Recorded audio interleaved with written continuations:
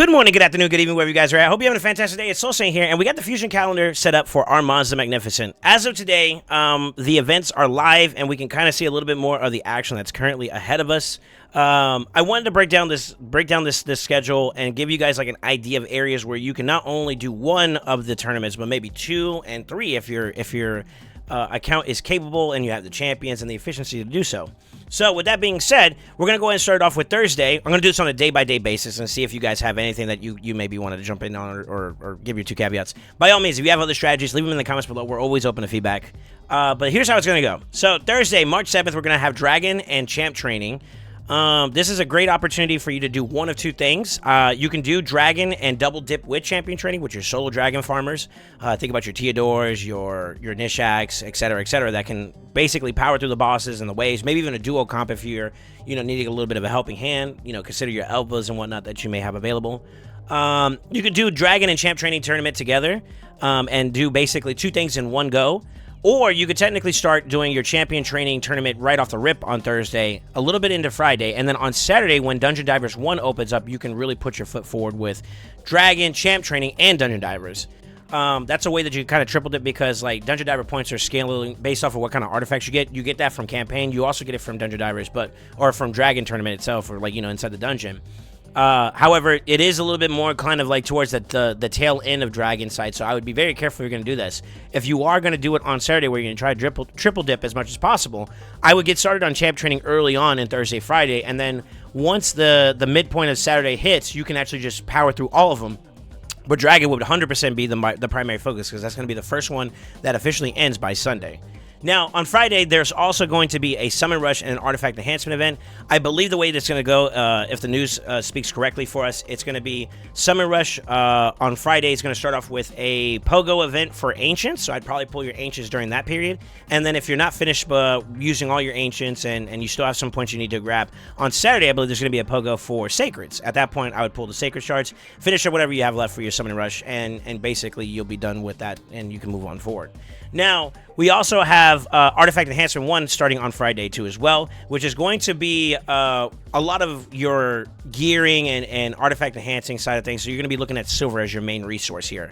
What I would look to do, I normally recommend a lot of players do, is they save at least maybe 15 mil or more per artifact enhancement event, and we got 3 of them, so I would look to save at least, or if you haven't already, make sure you're stockpiling at least close to like 45 mil or something around the lines in terms of like silver. Now mind you, if you've already done some prep work in terms of like enchanting some things up to like 14, 15 already, and you're just ready to take it to 16, that's one little bit of an early advanced way that you could have maybe prepped in advance for this.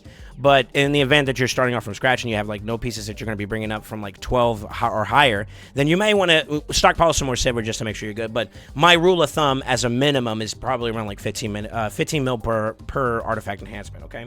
Now, with that being said, we did get Saturday, and we did talk about the Dungeon Diver events, which is going to go all the way up until Tuesday, which is going to be in... I'm pretty sure it's going to end when CBC starts, so that you can kind of like get majority of it done going into CBC, or going into the CBC requirements without having to worry about that. However, there is a Classic Arena takedown on Saturday that you do need to be aware of. Normally, these types of Classic Arena events, tournaments, they're not really that strenuous. If you're constantly using like your daily refills and the daily amount of regenerative metals or coins that you get to do Arena, you pretty much will get there. I want to say a total of like 2 or 3 refills, maybe a little bit more than that, like at most 5, should get you over the finish line for Classic Arena takedown. Granted, Plarium is known for raising some of the point requirements, so just be careful with that and stay on top of it going into Saturday, Sunday, and Monday. Now, Ice Golem does start on Sunday, which is still overlapping with Dungeon Divers. Now, here's the thing. For those that are still interested in farming in like 3 areas in one, like Champ Training, Ice Golem, and Dungeon Divers, it is possible to farm food there too as well. You can think about for the normal side, the Poisoners, the Teodors and stuff that we talked about, they still work. But on the harder side, if you're going to farm in the harder dungeon capability standpoints, you're going to be looking to bring those Artax, those Drains, those people who are capable of going the distance. Maybe not at stage 10 by themselves, but you can get pretty far with them. You just got to make sure you have the gear to do so. So that's where that regen and stuff is going to come in hand. So if you don't have it today, maybe this next event that we're going to be having in towards the weekend or the next following week when Fire Night comes up, that they're going to have like a region event. So maybe you jump into that for some ways to be able to do this more effectively later. Now, with Dungeon Divers 1 completing on Tuesday and guys going kind of like already occurring within like the middle point of this this fusion calendar, we do get a little bit of a reprieve here going into Tuesday, Wednesday, and subsequently Thursday. There are some events in there that you do have to keep in mind. Like on Tuesday, we're going to have Artifact Enhancement number 2. That's where that silver is going to come into play if you already have that pre-45. Just be careful on top of that. Get that enchanted. That's some free points that you can also get inside CBC, so not a big deal there. Take that into consideration with whatever your clan requirements are. And then, of course, we do jump into Wednesday, which is the next day for CBC, Dungeon Divers event number 2.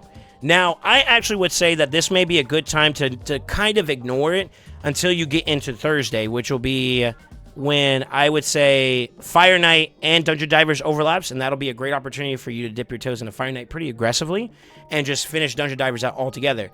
The great thing about these events recently is that Dragon, Ice Golem, and Fire Knight all have their own gear boosted events. So like Dragon for speed, and then Ice Golem I think is getting reflex, and then Fire Knight's also getting regen. This is a great opportunity to play three different available like resource focuses in terms of what you're going for. So you can get good gear, you can get your tournaments and your events done at the same time. I would say that like during this period, I would aggressively push and get Dungeon Divers 2 out of the way with Fire Knight. Just get that done, and then you could prioritize the rest of your time frame, maybe going into Friday and Saturday and Sunday on champ training that's going to be available. It does start on Thursday, so you could take some time there and farm it too as well, but since Fire Night starts at the exact same time, I would just prioritize that and just make sure that that's taken care of.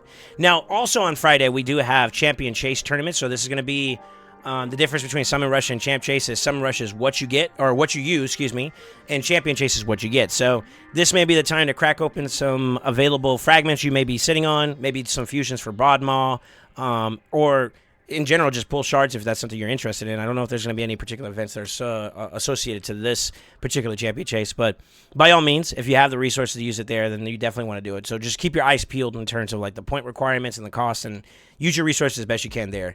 I will say, though, however, we do have another Classic Arena takedown on Saturday. That's an isolated event. You can pretty much just touch and go on that one. Same thing as Classic Arena 1. Shouldn't be too much of an issue. Just got to be aware of it and on top of it. But we do have Artifact Enhancement number 3. This is where the next portion of your silver is going to be used and consumed. I would say don't fear here, though, because at the middle point, if you find yourself a little bit more fatigued in terms of like silver, we do have a Spider tournament that's going to be on the way roughly in the middle point of the Artifact Enhancement event, which is where you'll see an opportunity to get to like recoup some of your silver while you're also farming Dungeon Divers 3 and of course Spider. I think that's pretty much going to cover it outside of Monday. Monday, we do have, on the 18th, we do have a Hero's Path that's going to be related to summoning champions with shards. So kind of like a mini rush or chase. I think it's going to be based off of the shards that you're using, the way it's, pronounced here. So that's kind of more leaning towards like a rush style approach in terms of point acquisition and, of course, summon souls.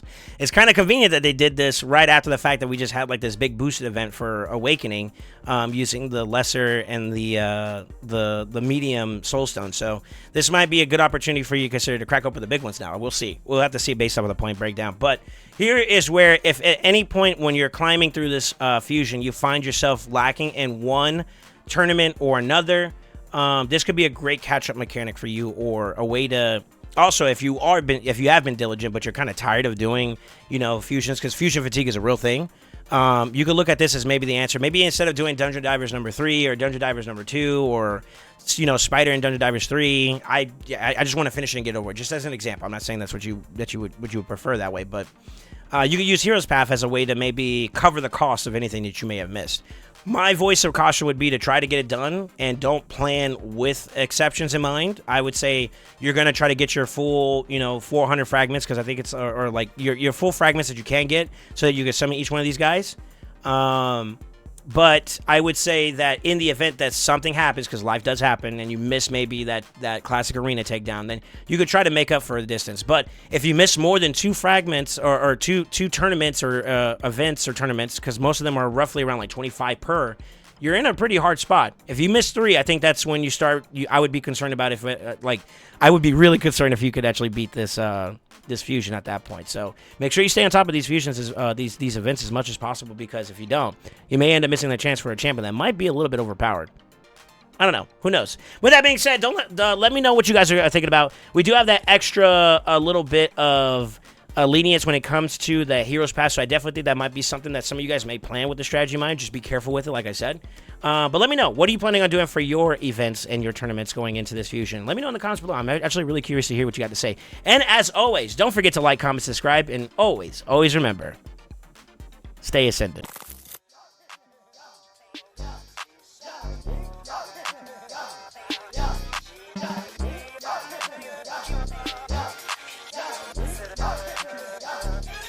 Quick to get the